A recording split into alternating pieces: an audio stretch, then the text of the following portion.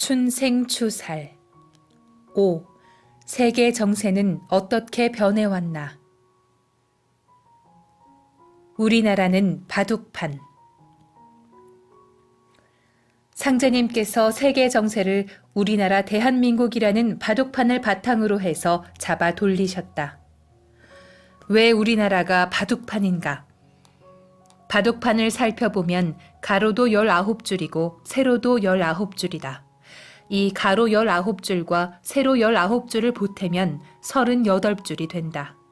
그러면 38이 아닌가? 그게 바로 우리나라를 남한과 북한으로 가르고 있는 38선의 38이다. 우리나라 38선이 그렇게 해서 그어진 것이다. 그런데 이 38선이라는 위도선은 우리나라의 국지적인 38선이 아니고 바로 지구의 38선이다. 경도와 위도라는 것은 지구라는 차원에서 그어진 것이지만 우리나라가 원래 바둑판이다 보니 불모 이동으로 그렇게 하려고 꾀하지 않았어도 그저 자연적으로 38선이 우리나라에 생겨진 것이다. 100년 전 세상에 지구의 38선이 어디에 그어졌는지를 따질 사람이 그 누가 있었겠는가. 상제님은 참 하나님, 우주의 주재자이시기 때문에 그걸 환하게 다 알고 그렇게 틀을 짜셨던 것이다. 바둑판은 또 그 점의 수가 360점이다. 흑점이건 백점이건 바둑돌은 10십자 교차점에만 놓게 되어져 있다. 그게 369멍이다.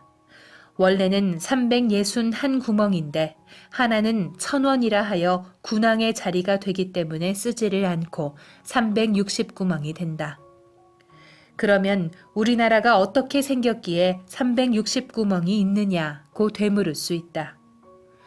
본래 우리나라 판도가 8도에 360주였다. 각 도의 남북도라는 것은 일본인들이 식민 통치를 하기 위해 행정 편의상 갈라놓은 것이었다. 원래는 전라도, 경상도, 충청도, 황해도, 강원도, 경기도, 평안도, 함경도 그렇게 해서 8도였다. 그럼 왜 360주를 만들었느냐? 1년이 360일 아닌가? 그때는 한 고을에서 걷어들이는 세금을 가지고 나라 살림을 하루씩 했다. 그러니까 전국 360 고을에서 받는 세금으로 1년 360일의 나라 살림을 집행하였다. 대전광역시 근처에 회덕이란 곳이 있는데 그 회덕 고을에서 나는 세금을 가지고 나라 살림 하루를 했다. 그리고 그 옆 진잠이라는 고을에서 나는 세금을 가지고 또 하루의 나라 살림을 했고 또한 그 옆 고을 진산에서 나오는 세금을 가지고 나라 살림 또 하루를 했다. 그렇게 하면 해마다 예산 편성을 하지 않고도 나라 살림을 100년도, 200년도, 1000년도 할 수 있다. 지금은 의회, 국회 같은 것이 구성되어 있어서 예산 심의도 하고 그렇지만 그때는 그런 기구가 없었다. 심의 기구가 없으니 그저 360주를 편성하였던 것이다. 그런데 내가 일제시대에 방랑 생활을 하며 우리나라를 돌아다니면서 보면 우리나라의 한 고을 터는 지정학상으로 한 고을의 터가 되게끔 결혈이 되어져 있다. 역할 때 가서는 역하기도 해서 꼭 집 하나씩 짓듯이 각각의 고을이 그렇게 자리를 잡았다. 회덕을 가서 보면 회덕집을 그렇게 지었고 진잠을 가서 보면 진잠집을 그렇게 지었고 진산을 가서 보면 진산집을 그렇게 지었고 지정학상으로 아주 꼭 그렇게 되어져 있다. 고을마다 청룡, 백호, 주산, 안산 모든 것이 다 갖춰져 있단 말이다. 우리나라는 참 묘한 나라다. 내가 만주도 가보고 중국도 다녀보고 세계 일주를 해서 안 가본 곳이 별로 없는데 우리나라만 특출하게 360 고을이 짜여져 있다. 360 고을 각각이 자작 일가하여 독립적인 혀를 만들었다. 이와 같이 우리나라는 처음 땅덩어리가 생길 때부터 38줄과 369멍의 바둑판과 똑같이 생겨졌다. 세계 정세를 5 신선이 바둑두는 형국으로 상제님께서 이 세상 판 둥글어 가는 것을 우리나라라는 바둑판을 중심으로 짜 놓으셨다. 무슨 말인고 하니 전라북도 순창 회문산에 오선위기 혈이 있는데 상제님이 그 혈 기운을 뽑아서 세계 정세를 5신선이 바둑 두는 것처럼 둥글어 가게끔 만드셨다. 두 신선은 판을 대하고 두 신선은 훈수를 하고 한 신선은 주인이라. 주인은 어느 편도 들 수 없어 수수방관만 하고 그저 손님을 대접하는 공궤지절만 맡았다. 내 신선은 일본, 미국, 중국, 러시아이고 나머지 한 신선은 주인인 우리나라다. 그동안 내려온 역사적인 과정을 보면 꼭 내 나라가 붙어서 우리나라 문제를 가지고 자기네들끼리 시비를 하였다. 감노하라 배노하라 하면서 남의 살림 가지고 100년 동안 그렇게 간섭을 하였던 것이다. 요새도 세계 사람들이 무슨 육자회담이니 사자회담이니 하는데 그게 다 상제님이 공사로 이미 100년 전에 틀을 짜놓으신 것이다. 조선을 주인 하나로 치면 오선위기인데 지금은 38선을 중심으로 남쪽 조선과 북쪽 조선, 즉 남한과 북한으로 갈렸기 때문에 주인이 둘이 되어서 육자회담인 것이다. 육자회담이란 것이 결국 오선위기이다. 오선위기이면서 육자회담이 된 것이다. 이렇게 5신선이 바둑을 두다가 바둑이 마치면 판과 바둑은 주인에게 돌려주고 내 신선은 각기 자기네 나라로 돌아간다. 아니, 남의 집에서 바둑 두고 바둑판과 바둑돌을 갖고 가는 손님은 없지 않은가. 그러면 세계 정세는 그걸로 끝나고 마는 것이다. 상제님 공사 내용이 그렇게 되어져 있다.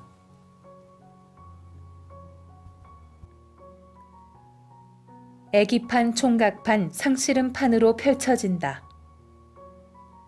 상제님께서 세상 둥글어가는 것을 삼변성도로 해서 씨름판 공사에 붙여 놓으셨다. 삼변성도란 3번 변해서 매듭이 지어지고 비로소 도가 완성된다는 것이다. 그리고 씨름판에 붙이면서도 5신선이 바둑을 두는 형국으로 세상이 돌아가도록 판을 짜셨다. 왜냐하면 단주가 바둑판의 원조이고 단주 회원을 머리로 해서 신명회원 공사를 보셨기 때문이다. 단주가 평생 아버지 요임금한테 물려받은 것이 바둑판이기 때문에 천하를 바둑 두는 것처럼 한번 굽이치게 만들면 그것이 천자 한 번 한 것보다도 오히려 몇 곱쟁이 낫지 않겠는가 말이다. 그래서 상제님께서 씨름판 도수를 원틀로 하고 5신선이 바둑 두는 도수를 덧뜨리로 붙여 놓으신 것이다. 우리나라 풍속에 난장판을 세워 민중을 즐겁게 하는 놀이가 있다. 젊은 세대들은 잘 모르겠지만 우리들 어려서만 해도 난장에 씨름판을 만들어 놓고 씨름판 놀이를 붙였다. 난장판은 어떻게 서느냐? 지방의 무슨 시장 같은 곳에서 장사꾼들이 난장판을 세워서 물건을 팔아먹기도 하고 또는 지방을 발전시키기 위해 독지가들이 출염을 해서 난장판을 세우기도 했다. 요새로 말하면 100명, 200명이 몇십만 원씩, 몇만 원씩 난장판 운영비를 기부하는 것이다. 그렇게 해서 난장판을 세우게 되면 먼저 애기판 씨름을 붙이고 그 애기판 씨름이 끝이 나면 머리 따은 총각들의 총각판 씨름을 붙이고 다시 그 총각판이 끝이 나면 본격적으로 상투를 튼 어른들의 상씨름이 붙는다. 그런데 난장판에는 소거리가 바탕이 된다. 상씨름에서 이기는 사람을 장원이라고 하는데 장원을 하면 황소 한 마리를 타간다. 또 총각판에서도 씨름에 이기면 상을 주고 애기판에서도 상을 준다. 해서 그 상씨름의 상품인 솥값을 비롯한 재반 운영 경비를 염출해서 난장판을 세우는데 난장판이 크면 100리, 200리 되는 곳에서도 모두 구경하러 온다. 난장판은 규모에 따라 열흘도 하고 20날도 하는데 모두들 와서 호주머니를 풀어놓고 밥도 사 먹고 술도 사 먹고 생필품 같은 여러 가지 물건을 사기도 한다. 그렇게 해서 지방 금융이 풍부하게 돌아가고 지방 경제도 발전이 되니까 난장판을 열었던 것이다. 상제님께서는 이 난장판을 세계 역사의 활무대에 세워 신명들이 해원을 할 수 있도록 천지공사의 틀을 짜셨다. 이 세계 정세가 애기판, 총각판, 상씨름판으로 둥글어 가게끔 상제님의 천지공사에서 이미 100년 전에 틀이 짜여졌다. 제1차 세계대전이 애기판이고 제2차 세계대전이 총각판이고 우리나라 남한 북한의 6.25 동란 이후로 지금까지가 상씨름판이다. 그러면 제1차 세계대전이 왜 애기판이냐? 상제님께서는 일본 사람들을 끌어들여 러일 전쟁, 1차 대전을 붙이셨는데 당시 일본 군인들의 머리가 우리나라 애기들 마냥 깎아준 모양이었다. 그래서 1차 대전을 애기판이라고 말씀하신 것이다. 또 총각판은 머리 따은 총각들의 싸움으로 2차 대전이다. 한쪽은 일본, 독일, 이탈리아 3국이 동맹을 하고 또 한쪽은 중국, 영국, 미국, 러시아 등이 한편이 돼서 싸웠다. 그러면 그게 왜 총각판이냐? 중국 사람들은 태어나서부터 죽을 때까지 편발이라고 해서 머리를 기른다. 아주 긴 사람은 머리꼬랭이가 한 발은 된다. 무술에 능한 사람은 머리꼬랭이를 무기로 삼아 사람들을 치기도 한다. 해서 상제님이 총각판 씨름을 붙이는데 머리 따은 중국 사람들을 끌어들여서 2차 대전을 붙이신 것이다. 그리고 상씨름은 어른들, 상투쟁이끼리의 싸움이다. 상제님께서 공사 보실 당시 우리나라 실정이 어른들은 상투를 틀었다. 바로 6.25 동란이 남쪽 상투쟁이와 북쪽 상투쟁이가 붙은 상씨름판이다. 8.15 광복 후에 38선이 갈라져서 두 쪽이 난 다음 같은 조선 사람끼리의 싸움이 벌어진 6.25 동란이 바로 동족 상쟁의 상씨름인 것이다. 요컨대 이 세상 둥글어가는 것이 애기판, 총각판, 상씨름의 씨름판이 진행되는 것처럼 전개되게끔 상제님의 세운 공사로 100년 전에 이미 짜여져 있는 것이다. 조선을 일본에 의탁하심. 그런데 우리나라를 중심으로 새 세상의 기틀을 돌리려면 우리나라가 자주적이며 독립적으로 열강들과 겨룰 수 있어야 하는데 상제님이 천지공사를 행하실 당시에는 우리나라 국세가 참으로 족탈불급, 맨발로 쫓아가도 열강들을 따라가지 못할 지경이었다. 상제님이 오실 당시 우리나라는 정치하는 사람들이 실정을 했다. 묶어서 말하면 대원군이 쇄국 정책을 썼다. 전 세계 사람들은 신문명을 개발해서 군함도 만들고 좋은 신의 무기를 만들고 하는데 우리나라는 상투 틀고 갓 쓰고 행전치고 토시 끼고 홀태 버선 신고 행의 입고 큰 띠 두르고 긴 담뱃대 들리고 그랬다. 그렇게 해서 그게 세상에 맞겠는가? 상제님이 한국 사람을 바탕으로 해서 판을 짜야 되는데 너무나 과학 지식이 미개하고 맨날 양반 상론만 찾고 윤리 도덕만 찾았다. 당시 우리 민족은 너무너무 무지몽매하고 민도가 낮았다. 왜 그러냐 하면 우선 고려 왕조 474년이라는 세월, 근 500년 세월 동안 남의 나라 혼을 가지고 살았기 때문이다. 왕건이 고려국을 세우고서 우리 민족의 역사적인 신교, 즉 삼신신앙을 밀어치워버리고 불교를 국교로 수립했다. 아니, 불교가 우리나라와 무슨 상관이 있나? 우리나라에는 환인천재, 환웅천황, 당군성조를 국조로 해서 역사적인 민족의 혼이 있는데 그것을 내던져버리고 불교를 내세운 것이다. 고려가 들어서기 전까지 우리나라는 전례적으로 마을마다 사당이 있어서 아기를 낳으면 그 사당에 가서 삼신 하나님께 출생신고를 했다. 그렇게 출생신고를 하고 나면 아이의 머리 꼬댕이에 댕기를 드리웠다. 지금 말로 댕기라고 하는데 원래는 단기다. 단군이라 할 때 쓰는 상나무 단자에 빌기자. 댕기는 단군 사당에 가서 빌었다는 표시인 것이다. 또 아기가 아프면 삼신사당에 가서 기도를 했다. 아무개가 아파서 앓고 있으니 좀 낫게 해주십시오 하고. 그런데 불교가 점령했으니 어디 가서 빌 데가 있나. 그래서 고려시대 이후로 그런 풍속이 다 없어져 버렸다. 그렇게 혼 빠진 민족 노릇을 하면서 고려 500년 세월을 보냈고 또 이성계가 조선을 세우고서는 유교를 국교로 내세웠다. 유교의 봉제사하는 문화를 받아들여 조상은 잘 위했지만 우리나라 전통 문화의 맥이 끊기고 말았다. 이렇게 해서 고려 500년, 조선 500년, 도합 1000년 동안 우리 민족은 혼 빠진 민족이 되고 말았다. 혈통으로 말하면 족보 없는 민족 노릇을 1000년 동안 한 것이다. 그런데다가 정치라도 그런대로 잘했으면 모르는데 숱한 당쟁으로 서로가 죽이고 죽임을 당했다. 그리고 양반 등살의 일반 서민들은 도저히 살 수가 없었다. 양반들이 얼마나 핍박을 했던지 산 게 기적이다. 조선시대의 세금 중에 군정세라는 게 있었다. 군사 군자, 기대 정자, 그 군정세를 불할세라고 했다. 상놈이 아들을 낳으면 내 놈 상놈이 아들을 낳았으니 내 아들 낳은 세금을 내야 될 것 아니냐라는 것이다. 그러니 상놈은 마음 놓고 불알 달린 사내 새끼도 낳을 수 없었다. 만일 사내를 낳으면 가난한 사람들이 그 세금 내느라고 세세연년에 죽을 지경이다. 게다가 세금만 내고 말면 괜찮은데 군대를 가야 한다.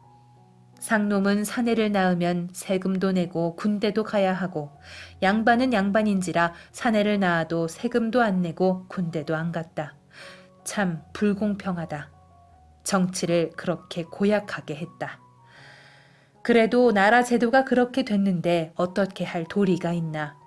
입 한 번만 잘못 열어도 그냥 끌려가서 죽지 않으면 병신이 되었다. 그저 아무 소리도 못하고 당했다. 그게 우리나라 조선조 마렵의 정치 행태다. 그리고 사람은 못 배우면 사람 두 것만 썼을 뿐이지 짐승하고 비슷하다. 우리들 어려서만 해도 한 동네에 한문을 아는 사람이 몇 명이 안 됐다. 세종대왕이 만든 우리나라 국문을 그 당시는 언문이라고 했는데 언문도 가정이 좋은 사람이라야 배웠다. 그것도 이야기를 들어보면 종이를 사서 언문을 배운 사람이 별로 없었다. 모래를 퍼다 놓고 모래 위에 손가락으로 기역, 니은, 디귿, 리을 이렇게 그려가며 배웠다는 것이다. 우리 민족이 또 이 세계 속에서 약소국이었다. 땅덩이도 작고 땅덩이가 작으니 국민의 수도 적었다. 우리나라 문화가 인류의 모태 문화이것만 그러했다. 그러니 상제님이 볼 때 이 민족을 데리고 쟁쟁한 세계 열강 속에서 뭘 어떻게 하겠는가. 세상 사람들의 심부름꾼도 안 되는 실정이었다. 그래서 상제님께서 우리나라를 의탁할 곳을 찾으셨다. 일정한 기간 우리나라를 남의 나라에 맡겨 꺼리라도 벗겨서 심부름꾼이 될 만큼이라도 문명을 시키지 않고서는 아무런 방법이 없었다. 해서 판을 짤 때 상제님이 조선의 힘을 축적시키기 위해 여러 상황을 놓고 심사숙고하셨다. 먼저 우리나라를 서양으로 넘기자니 인종이 다르므로 차별과 학대가 심하여 다시 되물려 받을 수가 없다고 하셨다. 그러니 서양으로 넘기지 못하고 또 중국에 넘기자니 그 사람들이 우둔해서 우리 민족이 뒷감당을 못할 것이고 그래도 일본에게 넘기는 것이 우리 민족이 그중 힘을 기르기에 좋겠다고 해서 일본에게 의탁을 시키셨다. 그런데 상제님이 우리나라를 일본으로 넘기면서 일본에게 잠시 천하를 통일할 수 있는 기운과 1월과 같이 크게 밝은 기운을 붙여주어 일본을 천하의 일꾼으로 내세우되 그들에게 주지 못할 것이 있다고 하셨다. 그게 무엇이냐 하면 바로 어질인자, 다시 말해서 도덕률이다. 만일 그들에게 도덕률까지 붙여줄 것 같으면 천하는 다 일본인 세상이 되지 않겠는가. 또 말씀하시기를 어질인자는 너희들에게 붙여주리니 다른 것은 다 빼앗겨도 어질인자는 뺏기지 말라. 너희들은 편한 사람이요 저희들은 곧 너희들의 일꾼이니라. 모든 일은 분명하게 잘 하여주고 갈 때는 품삯도 못 받고 빈손으로 돌아가니니 말대접이나 후하게 하라 라고 하셨다.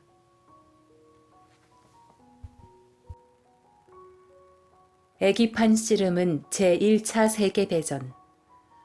상제님의 천지공사로 러시아 발틱 함대를 격파한 일본. 상제님은 조선을 일본에게 맡기는 대신 일본에게 힘을 불어넣어줘서 러일 전쟁에서 이기게 만드셨다. 일본군이 러시아 발틱 함대를 때려 부순 것도 상제님이 동남풍을 불려서 공사 보신 결과이다. 러일 전쟁을 시작할 때 일본에서는 국론도 갈라졌거니와 학생들이 전쟁을 막기 위해서 철로를 베고 누워 저지를 했으나 노기대장의 강력한 도전에 의해서 전쟁이 붙게 되었다. 그 숱한 이야기를 다 할 수는 없지만 일본이 군함 몇 척을 가지고 38척이나 되는 발틱 함대를 어떻게 두드려 부술 수가 있나. 상제님이 천지공사를 집행하셔서 일본이 발틱 함대를 무찌르게 만드셨단 말이다. 상제님의 공사 내용을 모르는 사람들이야 그걸 어떻게 알 수 있겠는가. 관훈장을 서양에 보내어 싸움을 붙이시다. 그러면 상제님이 씨름판을 붙여놓고 어떻게 집행을 하셨느냐. 중국 삼국지를 보면 참 멋지지 않은가. 삼국지처럼 장대하고 통쾌하고 의리 넘치는 전쟁사가 없다. 그건 아주 꾸민 소설이 아니고 거개가 역사적인 사실이다. 삼국지에서 가장 영웅적이고 대인대이한 분이 바로 관성제군이다. 오관참장 관훈장이다. 두 형수, 감부인과 미부인을 가마에 태우고 필마 단기, 말 한 필과 칼 한 자루로 오관을 깨뜨려 가면서 적진을 헤쳐나간 관훈장, 그 충전한 의기. 하늘인들 어찌 무심하고 신명인들 어찌 돕지 않겠는가. 그런 관훈장을 세계 전란을 일으키는 선봉자로 상제님이 임명하셨다. 지금 말하는 것은 모두 현실 역사의 이면인 신명세계에서 일어난 일이다. 그런데 상제님이 관훈장을 초원하여 그에게 서양에 가서 싸움을 일으키라고 하명을 하셨건만 그가 즐거워하지 않는다. 그러자 상제님이 관훈장의 삼각수 한쪽을 잡아 뜯어버렸다. 태인 관악묘에 모셔진 관훈장 조각상의 수염 한 갈래가 바닥에 떨어져 있었다는 게 바로 그 공사이다. 아니, 우주의 주재자이고 통치자이신 하나님이 명령을 내리는데 어길 재주가 어디 있나. 관훈장이 수염을 뽑히고서야 복명을 했다. 그렇게 해서 관훈장이 서양에 가서 전쟁을 일으켰는데 오스트리아 황태자가 보스니아의 사라예보를 방문하던 중 세르비아의 한 청년에게 피살을 당해 거기서부터 1차 대전이 발발하게 되었다. 1914년에 발발한 이 애기판 씨름은 약 4년 후 1918년에 종식이 되었고 그 애기판 끝에 국제연맹이 결성되었다. 총각판 씨름은 제2차 세계대전, 10년 세월을 간 제2차 대전. 1937년 7월 7일 북경 교외의 노구교 인근에서 야간 훈련 중이던 일본군이 중국군을 공격한 것이 계기가 되어 중일 전쟁이 발발하였다. 이 중일 전쟁으로 시작된 제2차 대전이 바로 총각판 씨름이다. 그 당시에 일, 독, 이 3국이 동맹을 하여 세계를 제패해서 일본의 도조, 독일의 히틀러, 이탈리아의 무솔리니가 지구를 3분 천하, 세 쪽으로 나누어 갖기로 했다. 그 싸움이 10년을 갔다. 나는 어린 나이에도 세상 돌아가는 꼴을 보기 위해서 방랑 생활을 하였다. 동으로 서로, 오늘은 조선, 내일은 만주, 모레는 북지로 내가 다닐 수 있는 데를 그렇게 많이 돌아다녔다. 그러면서도 내가 일본이 쫓겨 들어가는 날짜까지도 알고 있었다. 세월 여유 검국 중인데 왕검망제 10년 호화. 세월아, 내가 전쟁 가운데서 흘러가는데 그 전쟁하는 세월이 10년을 간다는 것을 잊었느냐는 말이다. 결론적으로 10년 전쟁을 한다는 말이다. 그렇다면 10년째 되는 해에 손을 들 것 아닌가. 그러면 10년 되는 해에 전쟁이 끝난다는 것은 알았는데 과연 그 날짜는 언제인가. 7월 7석 3호야요 동지 한식 배고제라. 상제님이 세상 비결이라면서 일러주신 말씀이다. 7월 7석 3호야. 이게 일본이 손드는 날짜다. 음력으로는 7월 7일, 양력으로는 8월 15일. 3, 5. 석 3자 5, 5자를 더하면 8이다. 또 3호를 곱하면 15가 된다. 그러니까 3호라는 글자가 8월 15일을 가리킨다. 밤 야자는 어조사 야자와 발음이 같은 자로 쓴 것이다. 우리나라가 해방되는 8월 15일을 그렇게 말씀하신 것이다. 나는 일본이 의류년 8월 15일에 쫓겨 들어간다는 상제님의 공사 내용을 이미 알고 있었다. 머리맡에 그 비결을 써서 붙여놓고 날마다 읽어보는 것이 유일한 낙이었다. 나는 그 전쟁이 그렇게 짜여져 있다는 것을 알았기 때문에 해방 1년 전 갑신년 하절기에 그때까지의 동가식 서가숙하던 방랑 생활을 다 접었다. 그러고서는 경기도 김포군 대곤면 면사무소 식량계의 담당석이었던 상령 최씨 최우전이라는 친구에게 식량을 도움받아 반려자인 철을 더불고 그곳 대능리의 어느 집 협실 한 칸을 얻어 안주하면서 광복의 날을 손꼽아 기다렸다. 그런데 과연 8월 15일을 맞이해서 일본이 항복을 하고 우리나라가 광복을 되찾았다. 이렇게 하여 총각판이 끝이 나고 국제적인 불량 국가를 제지하고 징계하기 위한 기구로 국제연맹을 강화하여 국제연합을 발족시켰다. 배사율에 걸려 망한 일본. 일본이 어떻게 해서 망했느냐 하면 배사율에 걸려서 망했다. 등 배자, 스승 사자, 선생님을 배반한 율법에 의해서 망했다. 우리나라는 본래 일본의 선생님 나라다. 단적으로 말하면 그네들의 혈통조차도 우리나라 혈통이다. 내가 일본에 가서도 그런 교육을 시켰는데 백제 사람들이 백제국의 통치체제에 의해서 또는 신라, 백제, 고구려 가야의 백성들이 새로운 땅을 찾아서 대거 일본으로 이주해 갔다. 그래서 일본의 본토민은 아이누족이지만 일본 사람의 90% 이상은 우리나라 혈통이다. 그러한 일본이 우리나라 문화를 배우고 싶어서 백제국에 요청을 했다. 학자를 보내서 우리도 글을 좀 가르쳐 주십시오 하고 말이다. 그래서 전라도 영암에 살던 왕인, 성은 왕씨고 이름은 착할 인자, 외자 이름인데 왕인이라는 학자를 일본에 보내서 사무라이들을 교육시켰다. 그렇게 해서 우리나라 문화를 일본에 전수해 줬다. 그들 문화의 뿌리가 우리나라 문화인 것이다. 왕인 박사는 우리나라로 다시 건너오지도 못하고 거기서 생을 마감했다. 그러고서 한 1200년 후에 정유재란 때 일본이 강항이라는 전라도 사람을 납치해 데려가다가 미진한 것을 더 배웠다. 그래서 일본 문화라는 것은 우리나라 문화를 그대로 송두리째 전수받은 것이다. 또한 일본의 과학 문명, 생활 이기와 같은 신문명은 전부 서양 사람들한테 배운 것이다. 이등박문 같은 사람도 서양에 가서 유학을 한 사람이다. 명치유신이 그렇게 해서 열린 것이다. 역사적으로 들어서 잘 알 테지만 2차 대전 당시 세상은 다 일본 제국주의 세상이 되었다. 우리나라는 일제의 식민지였으니 말할 것도 없고 일본이 만주 땅을 다 차지하고는 청나라의 마지막 황제 부의를 업어다가 강덕이라는 연호하에 만주국의 허수아비 통치자로 앉혀놓았고 또한 중국도 거의 다 먹어치웠다. 그래서 장개석 주석이 삼국지에 나오는 서촉이라고 하는 지금의 중경까지 쫓겨 들어갔다.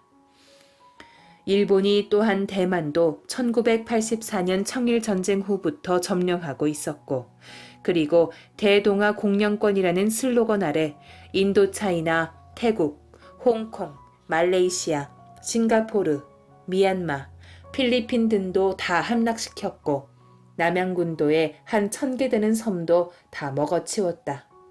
다 일본인 세상이었다. 그러니 그때 일본이 망한다는 건 누구도 생각조차 할 수 없었다. 했건만 배사율에 걸려서 망하게 되었다. 우리나라가 선생님 나라인데 선생님 나라를 30년 이상 깔고 앉아서 못 살게 했으니 신명계에서 그걸 용서할 리가 있나. 상제님이 말씀하시기를 조선은 원래 일본을 지도하던 선생국이었나니 배은망덕은 신도에서 허락하지 않으므로 저희들에게 일시의 영유는 될지언정 영원히 영유하지는 못하리라 라고 하셨다. 또한 일본이 과학 문명을 서양한테 배워서 서양을 치러 달려붙으니 그것도 역시 배사율이 아닌가.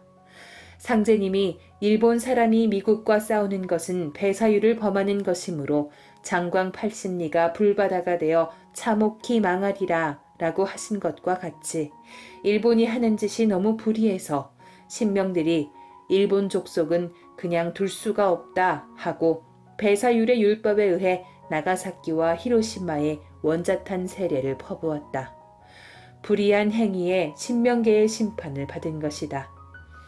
결과적으로 일본은 우리나라에 와서 역사만 죽도록 하고 빈손으로 돌아갔다. 신병들의 공의로 중국이 공산화되다. 상제님이 청국 공사를 보시는데 공사 보실 당시 중국 이름이 청나라다. 그때나 지금이나 지구상에서 가장 인종 씨알 많은 데가 중국이다. 중국이라는 나라는 본래 한족과 55개 소수 민족들이 뭉쳐서 구성된 나라다. 지금 중국의 공식적인 인구가 12억이니 13억이니 하지 않는가. 그때도 역시 그 비례로 인구가 많았다. 그런데 상제님이 천국 공사를 봐야겠는데 천국을 가자 하니 길이 너무 멀고 또한 천국 기운이 응기되어 있는 청주 만동묘에 가서 공사를 보려 하니 역시 길이 멀다. 만동묘는 우암 송시열이 사대주의 사상으로 명나라 황제 신종과 의종의 위패를 봉안하고 지극정성으로 받들던 사당이다. 그렇게 모셔놓고 대명조선이라고 해서 명나라는 대국이요 조선은 스스로 소국으로 자처를 했다. 지금도 몇백 년 전에 명묘대지를 다니면서 비석을 살펴보면 연호가 대명조선이라고 새겨져 있다. 그래서 청주 만동묘 대신에 상제님이 공사를 보시던 구리골 근처 청도원이라는 마을에 가서 천국 기운을 그곳에 응기시켜 천국 공사를 보셨다. 그때 잠시 조시더니 일어나 말씀하시기를 아라사 군사가 내 군산이라 천국은 아라사 군사에게 맡기는 수밖에 없노라고 하셨다. 상제님이 잠깐 조신 게 뭐냐 하면 천국을 어떻게 심판하느냐를 두고 역사적인 신명들의 공의를 지켜보신 것이다. 그 신명들의 공의가 어떻게 나왔느냐. 중국은 아라사로 붙이는 수밖에 없다는 것이다. 중국을 신명을 부정하는 공산종주국 아라사에 맡겨서 공산화시킨다는 것이다. 아라사가 러시아다. 아라사는 공산종주국이 아닌가. 유물론자의 종주국이다. 상제님이 중국을 신을 부정하는 아라사에 붙여 보내셨으니 중국은 신명을 부정하는 유물론자가 되어버린 것이다. 그러면 신명들이 천국을 왜 그렇게 심판을 했는가? 역사적인 측면에서 볼 때 중국은 낙양은 천하지 중이라고 해서 북경, 남경 등 자기네들 도읍하던 수도를 천하의 중심이라고 하고 동서남북 사방에 사는 타 민족들을 가리켜 버러지 같고 짐승 같고 오랑캐 같고 야만인 같다고 했다. 남만이라고 해서 남쪽에 사는 사람들은 버러지 같고 북적이라고 해서 북쪽에 사는 사람들은 개 짐승 같고 동이라고 해서 동쪽에 사는 사람들은 미개한 오랑캐이고 서융이라고 해서 서쪽에 사는 사람들은 천박한 야만인이라고 했다.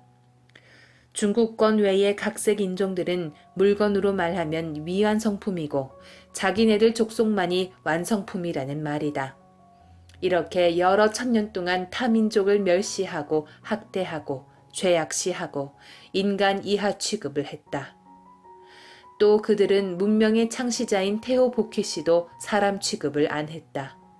테오보키 씨가 팔괘를 그어 천하를 문명케 했다는 것은 천하가 다 알고 있는 사실이고 또한 그네들도 그 문화권의 수용을 당해서 생존해 왔건만 문화의 창시자를 원시 자연인의 백두, 맨머리에 인도 사신, 사람 머리에 뱀의 몸으로 그려놓았다. 그뿐만이 아니다. 신농 씨는 어떻게 만들어 놨냐 하면 우두인신, 소머리에 사람 몸뚱이로 전락시켰다. 그러면서도 역사적으로 그 뒤에 나온 자기네 나라 치자들은 면류관도 씌우고 골롱표도 입혀서 아주 존엄한 위의를 갖춰 그려놨다. 그네들이 역사를 그렇게 왜곡하였다. 그래서 4천, 5천 년 전의 역사 과정에서 같은 시대를 살면서 중국에게 억울하게 당했던 신명들이 공의를 모아 중국을 신명을 부정하는 공산주의 국가로 만들어 버렸다. 내가 한 10여 년 전에 중국에도 새 진리의 씨앗을 좀 뿌려볼까 하고 중국에 간 사실이 있다. 상제님 공사를 뻔히 알면서도 인구가 하도 많아서 얼마라도 살려야겠다 하고 다이제스트 개벽을 비롯하여 도전에 이르기까지 이것저것 해서 책 2박스를 가지고 갔었다. 그런데 천진공항에서 다 압수를 당했다. 많은 수작을 해보았으나 절대로 불통이었다. 해서 그러면 보관을 했다가 본국으로 돌아갈 때 찾아가겠다고 했으나 끝내 다 압수를 당하고 한 권도 돌려받지 못했다. 그러고서 죄인 취급을 당했다. 그런데 상제님 진리를 받아들이지 않으면 죽는 수밖에 없자는가. 천지 신명들이 그렇게 중국을 거부하고 내던져 버리려고 하니 벗어날 무슨 재주가 있겠는가. 남의 나라 역사까지 빼앗으려 드는 중국. 역사적으로 중국은 자민족이 자기네 나라를 통치한 때가 거의 없었다. 하나 예를 들면 청나라 하면 그게 여진족이다. 여진족 누르하치가 명나라를 정복하고 청나라를 세웠다. 그리고 명나라를 세운 주원장은 우리나라 사람이다. 주원장이 중국에 들어가 원나라를 정복하고 명나라를 세웠다. 또 원나라를 세운 징기스칸은 몽고족이다. 숱한 역사 얘기를 다 할 수는 없지만 중국이라는 나라는 자기 민족도 자력으로 통치를 하지 못한 나라다. 그리고 역사적으로 중국이 우리나라를 정복하러 달려붙어서 그들이 오히려 망하지 않은 때가 없었다. 우선 수나라의 양제가 수륙대군 113만 명을 출병할 때 식량 조달을 하는 보급부대와 같은 군속 130만 명을 포함해서 250만 대군을 거느리고 기세등등하게 고구려 정벌에 나섰다가 살수 싸움에서 을지문덕 장군에게 전멸을 당하고 말았다. 간신히 자기네 나라로 도망가서 군대를 점검해보니 살아남은 군사가 겨우 호위병 2,700명에 불과했다. 동서양 전쟁사를 통해서 수백만 군대가 한자리 싸움에서 전멸을 당하고 겨우 몇천 명만 살아남은 전쟁은 오직 그 하나밖에 없다. 그러다 보니 수양제는 설 자리를 잃어버렸다. 민심이 다 떠나버린 것이다. 사람 하나 죽으면 거기에는 수십 명의 인간관계가 얽혀져 있는데 아버지, 아들, 사위, 남편, 삼촌, 형, 동생, 조카, 당질 등을 데려다가 죽인 사람이니 당연히 민심이 떠날 것 아닌가. 그리고 그 전에 수양제가 북경에서 항주까지 운하를 파는데 10년을 팠다. 그때 이미 수양제가 적실 인심을 해서 백성들이 다 등을 돌렸다. 그런데다가 백성을 다 징발해서 죽여버렸으니 누가 좋다고 하겠는가. 어느 시대, 어느 사회를 막론하고 위급한 때에는 세상을 엿보는 사람이 있게 마련이다. 그때 이연이라는 사람이 아들 이세민을 데리고 수양제를 들이쳐버렸다. 그렇게 해서 세워진 나라가 당나라다. 그 후에 당태종 이세민이 생각하기에 나라 하나 빼앗는 게 별로 어렵지 않게 여겨졌다. 그래서 그 여세를 몰아 고구려도 정복하기로 결심을 하고 정규군 30만에 군속 25만 해서 5, 60만 대군을 거느리고 고구려 토벌에 나섰다. 승승장구하여 고구려의 요동 지역을 함락시킨 당태종은 안시성에 이르러 성을 포위했다. 그러나 고구려군의 끈질긴 대항으로 싸움은 2, 3개월이나 지속되었다. 그러다가 연개 소문의 대반격에 크게 패한 당태종은 설상가상으로 그만 양만춘의 화살에 눈을 맞아 부상을 당하고서 쫓겨 들어갔다. 요택을 건너서 군대를 점검해 보니 겨우 호위병 3, 4천 명이 따랐을 뿐이었다. 그 후 당태종은 수년 동안 화살 맞은 눈을 앓다가 그 여독으로 죽게 되었다. 중국의 역사가 이러하건만 다른 민족들을 그렇게 짓밟고 버러지만도 못하나느니 짐승만도 못하다느니 야만인이라느니 하면서 여러 천년 동안 능욕을 가했다. 그리고 역사적으로 그네들이 우리나라를 얼마나 압박했는가.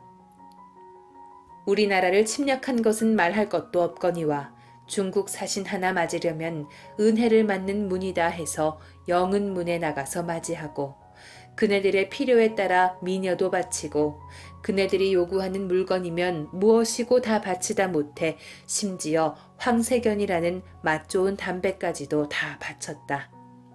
또 태자를 봉하려고 해도 중국의 동의를 얻어야 했고 왕이 등극을 할래도 중국의 동의를 얻어야 했고 나라 이름 짓는 것도 중국의 동의를 얻어야 했다.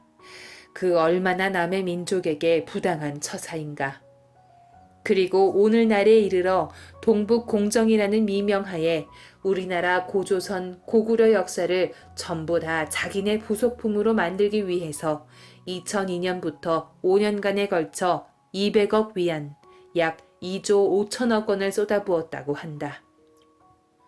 우리나라 역사를 자기네 역사로 날조하는 걸 합리화시키는 데에 누가 봐도 그렇다고 타당하게 여기게끔 역사를 조작하는 데에 그 공작금으로 2조 5천억 원이라는 천문학적인 자금을 쓴 것이다. 허나 역사의 정의라 하는 것은 그렇게 해서 그 틀이 뒤집어지는 것이 아니다. 지금 하추 교역기에 천지에서 인간 개벽을 하는데 역사를 1000번 만번 바꿔 쓴다고 해서 역사의 주체가 바꿔지는 것이 아니다.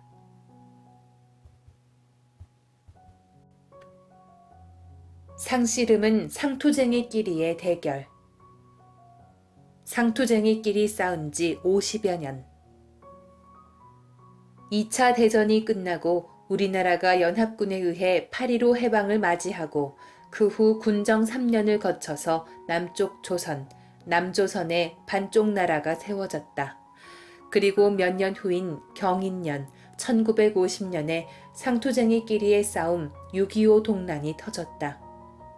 그런데 도전을 보면 만국 활개 남조선이요 청풍명월 금산사라는 상제님 말씀이 있다. 만국을 살려낼 활방은 오직 남쪽 조선에 있고 맑은 바람 밝은 달의 금산사로다. 지금으로부터 100년 전 20세기 초에 이미 상제님이 천지공사에서 우리나라를 남조선 북조선으로 갈라놓으신 것이다. 그 성구가 하도 좋아서 내가 9살 때 그걸 모필로 이춘서를 써서 우리 집 상기둥 나무에 붙인 사실이 있다. 그런데 상제님 어천 후 그때는 아직 남조선 북조선이 없을 때였다. 참고로 일화 한마디를 덧붙이겠다. 일본 식민 통치하에 전국적으로 주재소라고 있었는데 지금으로 말하면 파출소와 같은 곳이다. 그 주재소의 수석주임 자리에는 오직 일본인만을 임용했었다. 그런데 그 사람들이 출장을 나오면 을에 술 한 잔이라도 대접받을 수 있는 지방 유지들을 찾아간다. 우리 집에도 자주 왔었는데 그렇게 찾아오면 미우나 고우나 술 한 잔을 줄 수밖에 없었다. 그런데 하루는 술을 마시다 그 입춘서를 쳐다보며 앙꽁 난조센까? 한다. 남조선이 무엇이냐고 묻는 것이다. 남조선 북조선을 그 사람이 알 턱이 있나. 8.15 후에야 남조선과 북조선이 갈렸지 않은가. 상제님은 참 하나님이시니 만국활계 남조선을 공사로서 벌써 그어 놓으신 것이다. 상제님께서 38선을 딱 그어 남조선, 북조선으로 나누어 놓고 세계 상씨름판을 우리나라 38선에 걸어 놓으셨다. 38선에 세계 상씨름을 갖다 붙이셨다. 이제 6.25 동란이 발발해서 상투쟁이끼리 삿바잡고 싸운 지가 50여 년이 되었다. 그런데 아직도 승부가 나지 않았다. 이렇게 38선을 중심으로 해서 삿바 싸움을 하고 있지만 여태 승부가 안 났다. 어느 한쪽이 무너져 패자가 있어야 승부가 날 것이 아닌가. 그런데 아직 그게 없단 말이다.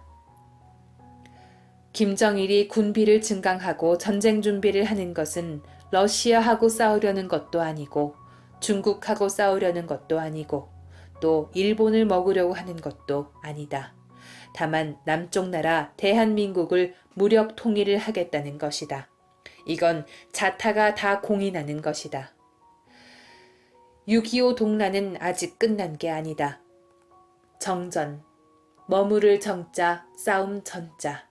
싸움을 하다가 머물렀다. 휴전, 쉴 휴자, 싸움 전자. 전쟁을 하다가 쉬고 있는 것이다. 상제님 세운 공사에 의해 세계 각색 국가들이 뭉쳐 지금도 국제정세를 훈수하고 있다.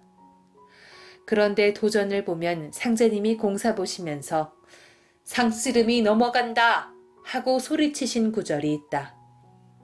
그러면 넘어간다고 하셨으니 언젠가는 상제님이 공사 보신 프로그램 시간표 이정표에 의해서 끝이 날 것이 아닌가. 상씨름판에 소가 나갔다. 상씨름을 하는 데는 을에 소가 등장한다. 지금도 씨름판이 많이 벌어지는데 요즘은 소는 조각물로 대신하고 소 대신 그 소값을 상금으로 준다. 상제님께서 말씀하시기를 씨름판에 소가 나가면 판이 거친다고 하셨다. 이 세상이 매듭을 짓는다는 말씀이다. 그런데 그 씨름판 때에 고 정주영 현대그룹 명예회장이 소 1000여 마리를 갖다가 등장시켰다. 아니, 정주영 씨가 소를 가지고 38선에 나갈 것을 누가 알았겠는가? 본래 그가 서산 AB지구 간척지를 막아 공단을 조성하려고 했다. 그게 서산, 홍성, 보령 세 군을 건너막은 것이니 얼마나 넓겠나. 그런데 아무리 애를 써도 정부에서 공단 허가를 해주지 않는다. 그래서 할 수 없이 그 간척지에다가 농사도 짓고 목장을 만들어 소도 키웠다. 소를 키우면서 그 소를 통일소라고 이름을 붙였다. 그러다가 결국 그 소를 김정일한테 가져간 것이다. 그 통일소가 나가면서 남쪽 대한민국과 북쪽 인민공화국이 영수회담을 했고 적십자 회담도 하고 장관급 회담도 하고 이산가족 상봉하고 끊어진 철도도 잇게 되었다. 이게 국제정세인지라 그런 여러 가지가 급전직하에 한 50길 100길 되는 데서 폭포수 떨어지는 것처럼 빨리 돌아가고 있다. 알든지 모르든지 싫든지 좋든지 간에 지금은 소거리를 해서 상씨름판 마무리 작업을 하는 때이다. 상씨름 어떻게 매듭지어지나. 이번에 남북의 문이 열린다. 상제님의 공사 내용이 그렇게 되어져 있다. 이건 내가 만들어서 하는 이야기가 아니다. 나는 진리의 사도로서 진리를 대변할 뿐이다. 어쨌든 변화무쌍한 게 인간 세상이고 세상 정국이니 어떤 변수가 생길지 모르지만 그 틀은 다 정해져 있다. 이 세계 각국, 미국, 러시아, 중국, 일본, 대한민국, 북한 등 그런 건 다 정해져 있자는가. 사람도 그 사람이고 육자회담 같은 것도 다 정해져 있고 모든 가지가 다 정해져 있다. 거기서 어떤 변수에 의해 조금 늦춰진다, 조금 앞당겨진다 하는 게 있을 뿐이지 그 틀은 이미 정해져 있다. 앞으로 세상에서 다 일러준다는 상제님 말씀이 그 말씀이다. 세상이 다 알려준다. 그러면 오선위기도 이제 마감을 하고 남북문도 열린다. 남북문이 열리면 어떻게 되겠는가? 다 똑같이 공멸을 한다. 세상 사람이 다들 하는 말이다. 남북문이 열리면 승부를 따지기 이전에 젊은이들이 다 희생된다는 것이다. 승리를 하면 뭘 하고 패배를 하면 뭘 하나. 살기 위해서 전쟁도 하는데 지고 이기고 승부를 떠나서 사람이 다 죽으면 무슨 소용이 있나. 그래서 아무리 좋게 매듭을 지으려 해도 종국적으로는 아무런 방법이 없기 때문에 우주의 주제자이신 상제님께서 하는 수 없이 병으로서 매듭을 지으셨다. 상제님이 성도들에게 상씨름이 넘어간다. 전쟁이 일어난다. 라고 말씀하셨다. 이에 성도들이 그러면 다 죽지 않습니까? 하고 여쭈니 상제님께서 병이 없다더냐. 전쟁은 병으로서 판을 막으리라고 하셨다. 병난과 병난이 함께 온다는 말씀이다. 그것을 일러 개벽이라고 한다. 개벽. 그러면 개벽이 언제 오느냐? 바로 상씨름판에 온다. 즉 남북 상씨름판에 매여 있다.